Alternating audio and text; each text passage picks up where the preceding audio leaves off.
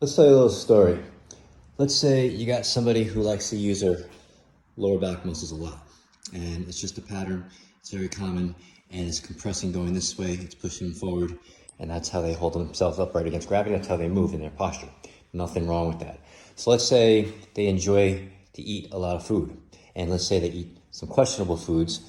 I don't know, they had some cake or some pizza or some fried foods with some questionable oils, and they get a little tummy ache and cause a little gastric distress here, a little bloating, a little distension, and they might feel a little stiffness in their back, a little instability, might be soreness, and maybe even pain, but they may never connect the two. So now let's say it's not so bad what they're feeling on the back, but they still feel something here, and they're still recovering, and they go work out. They do an exercise they've done a lot of times before, so let's say a deadlift, they're lifting some weights, and all of a sudden their back goes out, whatever that means. Basically, they had a little injury in the back, and they are not able to exercise because of the pain. And the thing is, was it the exercise? No, of course not.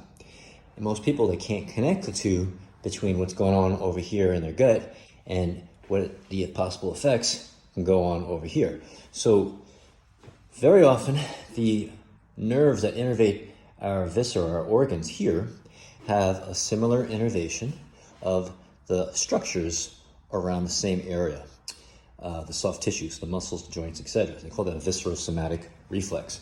So the body uses all the energy here to help process the questionable foods that's creating some of the gastric distress over here, take some of that energy from what they would normally use over here, okay? So now imagine it's a recipe for disaster, where if someone's already using this a lot in their normal everyday patterning or posturing, and then all of a sudden they eat something questionable and all that energy needs to be invested over here, now they don't know any other way to move, so they can't really use these guys anymore. So what do you think happens?